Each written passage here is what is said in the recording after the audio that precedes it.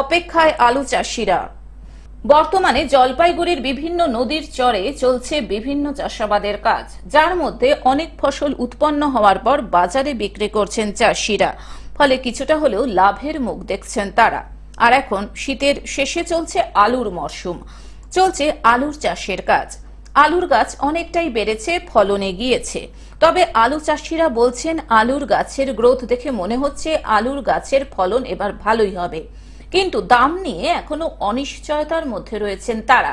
কারণ গতবার আলুর ফলন ভালো হয়েছিল, কিন্তু দাম তেমন ভাবে পাওয়া যায়নি। তাই এই বছরও আলুর ফলন ভালো হয়েছে, তবে দাম কি হবে তা এখনো বোঝা যাচ্ছে না।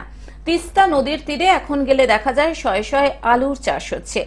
আলুর গাছকে সম্পূর্ণভাবে সুস্থ এবং ভালোভাবে আলু তোলার জন্য চাষিরা আলুর কাজের পরিচর্যা করছেন। হ্যাঁ, ভালোই আছে, ভালোই। হ্যাঁ, ভালোই আছে। কত বিঘা জমিতে চাষ করছেন? আছে 18 বিঘে আছে এখানে। কি আলু এগুলো? আমাদের এটা সাদা কোকরাজ আলু, কোকরাজ। তারপরে লাল আছে। আর ওই আলুর মাঝখানে বাঁশ দিয়ে রাখার কারণ? ওটা হইছে আপনার করলা। করলা, ওইটা আলাদা। হ্যাঁ।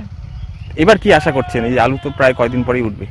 আলু ধরেন 2 মাস 2.5 মাস পরে সাদাটা উঠে দিব, তারপর ভুট্টা লাগাবো, বাদাম লাগাবো। এবার কি দাম পাবেন মনে হচ্ছে আলুতে? আশা তো আছে, সেটা তো জানি না পুরো লাগা। জলপাইগুড়ি থেকে সায়ন সেনের রিপোর্ট, গ্লোব নিউজ। এখন থেকে গ্লোব টিভি দেখুন আপনার স্মার্টফোনেও। গুগল প্লে স্টোর অথবা অ্যাপল স্টোর থেকে ডাউনলোড করুন গ্লোব টিভি লাইভ অ্যাপ। এছাড়াও জিও টিভি অ্যাপ থেকেও দেখুন গ্লোব টিভি লাইভ।